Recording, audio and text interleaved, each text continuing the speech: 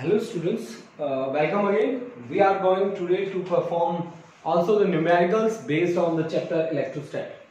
These are the most important numericals which we are going to perform. Mostly these numericals are based on electric potential and some numerical are also based on electrostatic forces, and we will also talk about some formulas that are based on electric field. So let's start the first numerical. That numerical is given the sides of a rectangle ABCD. This is the rectangle ABCD are 15 cm and 5 cm. इसकी sides हमें given है, एक है 15 cm और एक है 5 cm. Length हमने मान ली 15 cm और ब्रेथ इसकी हमने मान ली 5 cm. Point charges -5 microcoulomb and 2 microcoulomb are placed at B and D. B पे रखा -5 और D पे रखा 2 microcoulomb. Calculate the potential at A and C. सबसे पहला काम तो यही है कि पोटेंशियल को हमें कैलकुलेट करना है A और C पॉइंट पे. ठीक है बच्चा पार्टी देखिए, A पे पोटेंशियल अगर मुझे निकालना है तो सबसे बड़ी बात होती है कि जब मैं पोटेंशियल निकालता हूं मुझे टेस्ट की जरूरत नहीं होती. ठीक है, मेरे को सोर्स देखना है कि मेरे को A और C पे निकालना है पोटेंशियल. तो सबसे पहले मैं A पे निकालता हूं. ए पे निकालता हूं, एक तो ये बैठा है चार्ज यहाँ पे सोर्स, एक ये बैठा है, दोनों को प्लस कर लो. ठीक है, तो आपके पास क्या आएगा, potential at A is equal to, potential का क्या फॉर्मूला होता है, फॉर्मूला है Q upon 4 pi epsilon not into R. This is the general formula. Okay, this is the general formula. इसी को बेस मान रहा हूं मैं. ठीक है, एक बार चार्ज है मेरा -5 माइक्रो, तो -5 micro means 10⁻⁻6 divide by 4 pi epsilon not into R है यहाँ पे 15 सेंटीमीटर. 15 इंटू 10⁻². और दूसरा है मेरे पास 2 माइक्रोकूलम. तो 2 माइक्रो का मतलब है 10⁻⁻6 डिवाइड बाय कितना 5 सेंटीमीटर. तो 4 पाई एप्सिलॉन नॉट और 5 इंटू 10⁻². स्टूडेंट्स यहां से जो कॉमन आ रहा है वो कॉमन ले लीजिए. जब आप पोटेंशियल निकालते हैं तो ये बात याद रखिए, जो प्लस है आप उसे प्लस लेके चलेंगे, जो माइनस है आप उसे माइनस लेके चलेंगे. अब सिंपल कैलकुलेशन है, इनको सॉल्व कर लीजिए. देखिए मुझे यहां पे नजर आ रहा है 4 पाई एप्सिलॉन नॉट तो कॉमन ले सकता हूं मैं, 1/4 पाई एप्सिलॉन नॉट कॉमन है, 10⁻⁻6 कॉमन है, 10⁻⁻2 कॉमन है, नीचे 5 कॉमन है. तो ये बचेगा मेरे पास -5/3, 5 3 जा 15 और plus 2 divide by 1, 2 divide by 1. अब इसका मैथमेटिकल कैलकुलेशन आप सोल्व कीजिए बच्चा party. Okay students, let's start solving. We get the value 1/4 pi epsilon naught having the value 9 into 10⁻9 into 10⁻⁻4 हो जाएगा डिवाइड बाई 5. क्यों हो गया, ये -2 ऊपर जाएगा. ठीक है, और ये हमारे पास हो जाएगा 3 LCM आएगा और -5 + 6, then this comes out to be 9 into 10⁻5 divide by 5 into 3 minus +1 आएगा ये. तो आपके पास आया 3 3 जा 9 और 3 इंटू 10 इंटू 10⁻⁴ कर दीजिए डिवाइड बाई 5. 3 2 जा 6, 6 इंटू 10⁻⁴, और इसकी यूनिट होती है joule per coulomb. Volt potential होता है ना, potential is equal to work upon charge. ये इसकी यूनिट्स हैं. तो वर्क की यूनिट होती है जूल और चार्ज की यूनिट होती है कूलम. आप पोटेंशियल की वोल्ट भी लिख सकते हैं. ठीक है, वो आप पे बेस्ड है. इलेक्ट्रिक फील्ड से भी निकाल के आप लिख सकते हैं इसकी यूनिट. ठीक है, वो वहां भी आप परफॉर्म कर सकते हैं. ओके, इसी तरह से पोटेंशियल एट सी मेरे को निकालना है. पोटेंशियल एट सी, इस पॉइंट पे आइए आप. अब देखिए इस 2 माइक्रोकूलम ये हमारे पास है सोर्स, इसका डिस्टेंस है 15 सेंटीमीटर और इसका -5 का डिस्टेंस है 5 सेंटीमीटर. बस बात यहाँ पे डिस्टेंसेस की मेन है बच्चा. अब देखो मेरी बात सुनो, 2 micro means 10⁻⁻6 divide by 4 pi epsilon not into R. R ही करना है, R² नहीं कर देना. बहुत सारे बच्चों के दिमाग में R² आता होता है. ठीक है, plus -5 into 10 raised to power -6 divided by 4 pi epsilon naught into r is 5 centimetre 5 into 10 raised to power -2। Solve कर लीजिए। सॉल्व करने के बाद देखिए रिजल्ट क्या आता है आपके पास। चलो सॉल्व करते हैं इसको। इसमें मेरे पास जो कॉमन आ रहा है वो आ रहा है 1/4 pi epsilon naught कॉमन आ रहा है। अच्छा 10 raised to power -6 कॉमन आ रहा है, 5 into 10 raised to power -2 common आ रहा है। तो ये बचा 2/3 और -5/1, ठीक है, -5। तो ये वैल्यू हमारे पास आ रही है कितनी, 10 raised to power 9 into 10 raised to power 9 into 10 raised to power -4 divide by 5 और 3 2 -15 तो -13/3, ओके, -13/3 यानी एक वैल्यू तो हमारे पास VA तो हमारे पास ये आ गया, ठीक है, और VB की वैल्यू यहां से थोड़ा सा जगह मेरे पास कम पड़ गई है, इसके लिए जगह निकालनी पड़ेगी ना। चलो निकाल लेते हैं।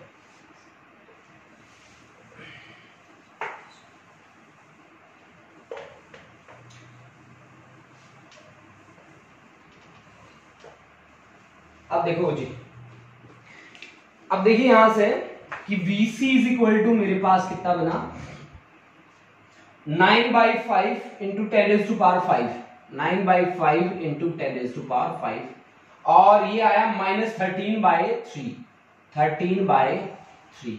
तो ये मेरे पास बना -9 इंटू, और सॉरी 3 कर देता हूं इसको, 3 into 13 into 10 into 10 raised to power 4 divided by 5, 5 2 जा 10, 13 2 जा 26, नहीं 13 3 जा 39, 39 2 जा 88, 39 2 जा 78, -78 into 10 raised to power 4 joule per coulomb, ठीक है जी। अब हमें क्या करना है, also calculate the work done in carrying a charge of this from A to C, from A to C। आपको याद है पोटेंशियल की definition, potential is work done per unit test charge, यही था ना। पोटेंशियल की एक्चुअल डेफिनेशन क्या थी, this is the amount of work done in displacing a unit positive test charge from infinity to that point. अब mathematically इसका ये use करते हैं हम, तो हमारे पास हमें वर्क डन निकालना है, तो वर्क क्या हुआ, वर्क हमारा पोटेंशियल कहां से लेकर कहां तक, potential from A to C, तो ये हो गया मल्टीप्लाई बाय Q0, यानी कि वर्क डन हमारे पास क्या आएगा, Q0 into potential at C minus potential at A, potential at C minus potential at A, potential at C minus potential at A की वैल्यू आप कैलकुलेट कर लो, वो आपके पास आंसर आ जाएगा, ठीक है। देखो किस तरह से पोटेंशियल एट C और पोटेंशियल एट A की वैल्यूज देख लीजिए सबसे पहले। चलो चेक कर लेते हैं।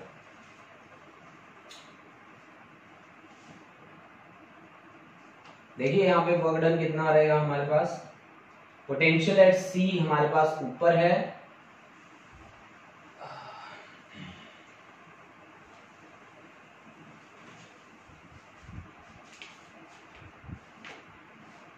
potential at C minus potential at A.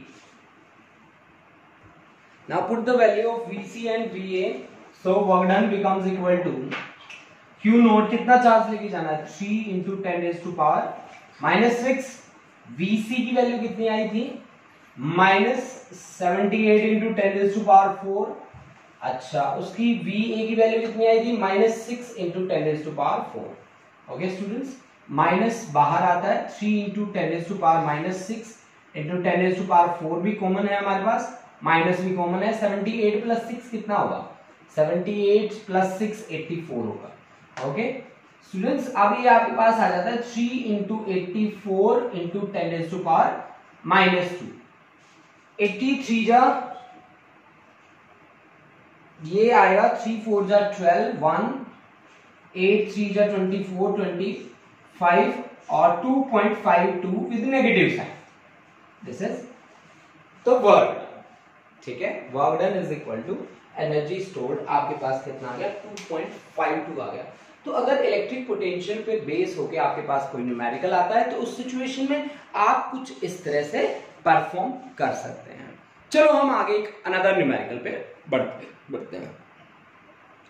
Next numerical we have an alpha particle with kinetic energy 10 mega electron volt is heading towards a stationary nuclei of atomic number 50. Calculate the distance of closest approach. पहली बात तो है इस article को समझना पड़ेगा कि ये आर्टिकल चाहता क्या है। देखो जब हम बात करते हैं किसी भी न्यूक्लियस की, तो न्यूक्लियस के ऊपर होता है पॉजिटिव चार्ज। इस न्यूक्लियस के ऊपर ना केवल पॉजिटिव चार्ज होता है बल्कि इसके अंदर न्यूट्रल पार्टिकल भी एग्जिस्ट करते हैं। मतलब इस न्यूक्लियस जिसका साइज बहुत ही स्मॉल है 10⁻⁻15 मीटर के ऑर्डर का, उसके अंदर दो चीजें हैं, एक प्रोटॉन है और दूसरा न्यूट्रॉन है, जिसमें प्रोटॉन जो है वो पॉजिटिवली चार्ज पार्टिकल है, पॉजिटिवली चार्ज है, और न्यूट्रॉन जो है वो न्यूट्रल पार्टिकल है, न्यूट्रल पार्टिकल, ठीक है जी। अब हमने क्या किया कि मान लो इस न्यूक्लियस के ऊपर अल्फा पार्टिकल हमने स्ट्राइक करा, अल्फा पार्टिकल मैंने इस तरह से फेंक के मारा, इस तरह से अल्फा पार्टिकल, ये अल्फा पार्टिकल है। सबसे पहली बात है अल्फा पार्टिकल होता क्या है, तो अल्फा पार्टिकल होता है हीलियम का न्यूक्लियस जिसके पास 2 यूनिट पॉजिटिव चार्ज है, ऐसा न्यूक्लियस जिसके पास 2 यूनिट पॉजिटिव चार्ज है और 4 यूनिट उसके पास क्या है, मास है, यानी कि ये हैवी पार्टिकल में आता है अल्फा पार्टिकल, ठीक है। अब अल्फा पार्टिकल को जब मैंने फेंक के मारा, ऑब्वियसली इसके पास क्या है, काइनेटिक एनर्जी है। काइनेटिक एनर्जी क्या होती है, हाफ mv², हाफ mv²। अब इससे ये यहां तक पहुंचता है क्योंकि न्यूक्लियस के ऊपर भी पॉजिटिव चार्ज है, अल्फा पार्टिकल के ऊपर भी पॉजिटिव चार्ज है। पॉजिटिव पॉजिटिव क्या करता है, रिपेल करता है, ठीक है, रिपेल करेगा। मान लो ये यहां तक इसको अप्रोच कर पाया, जहां तक ये इसको अप्रोच कर पाता है उसको हम बोलते हैं डिस्टेंस ऑफ क्लोजेस्ट अप्रोच। जहां तक ये इसको अप्रोच कर पाता है उसका नाम है distance of closest approach, distance of closest approach, approach, approach, ठीक है। इस डिस्टेंस को मैं मान लेता हूं क्या, आर। मैं इस डिस्टेंस को क्या कर देता हूं, आर के इक्वल मैं कंसिडर कर लेता हूं, ठीक है।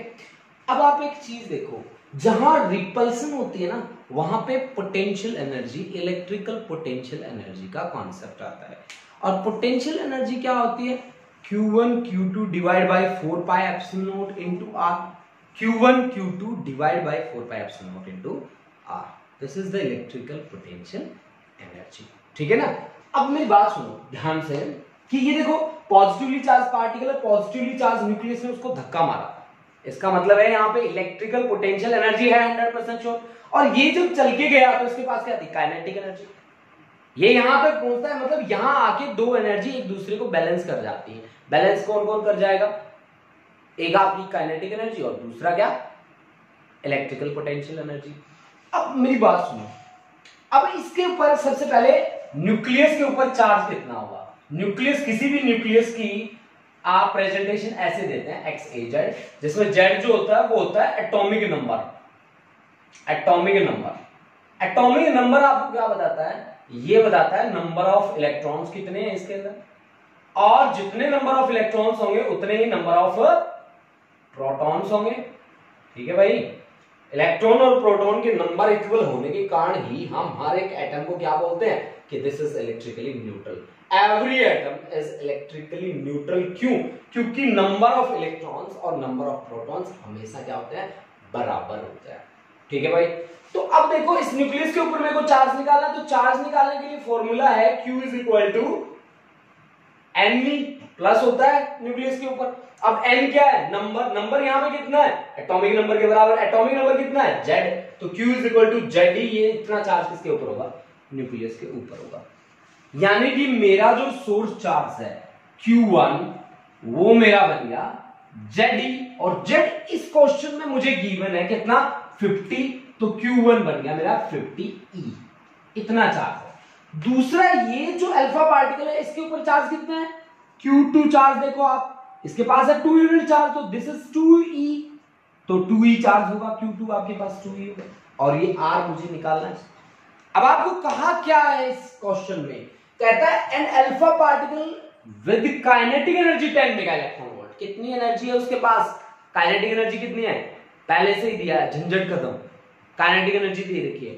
मैंने आप लोगों को पहले बताया यहां पे भागता हुआ जाएगा काइनेटिक एनर्जी, फिर उसको रिपेल करेगा, वो धक्का मारेगा, तो जहां पे धक्के लगते हैं वहां पे इलेक्ट्रिकल पोटेंशियल एनर्जी का कॉन्सेप्ट आता है, यानी कि kinetic energy is being balanced by electrical potential energy. Potential energy क्या होती है, 1/4 pi epsilon not into R multiplied by Q1 into Q2।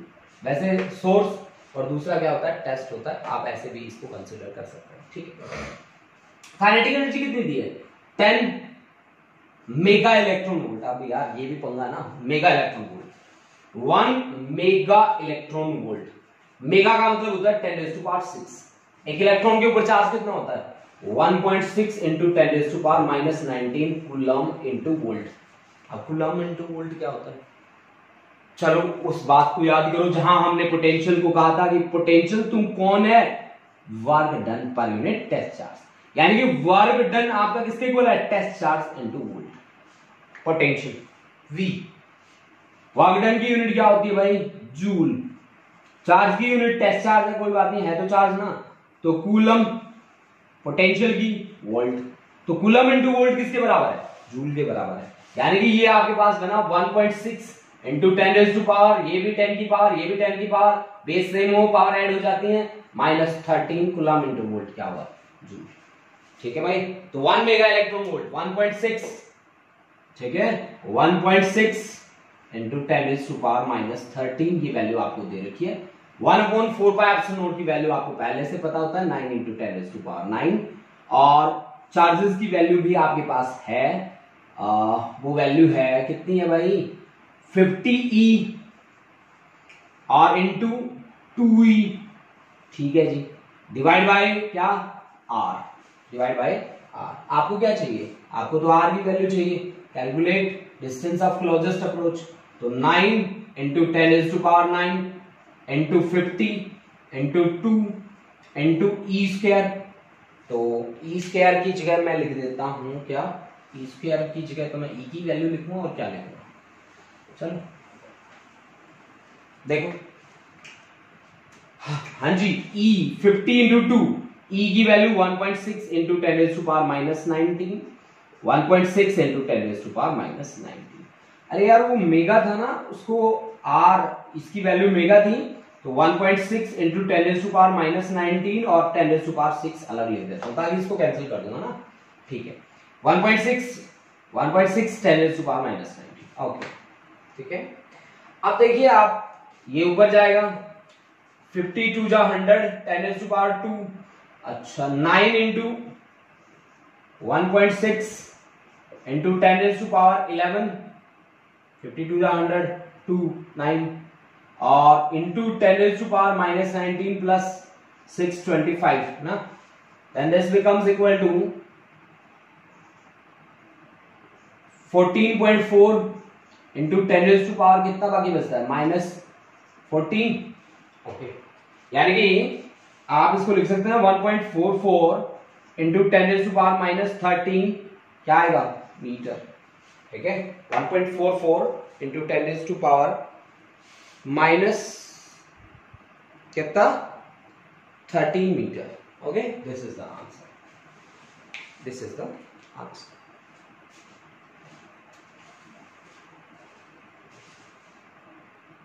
Okay student, this is the way with the help of which we can perform numerical on the basis of this article. That article was distance of closest approach.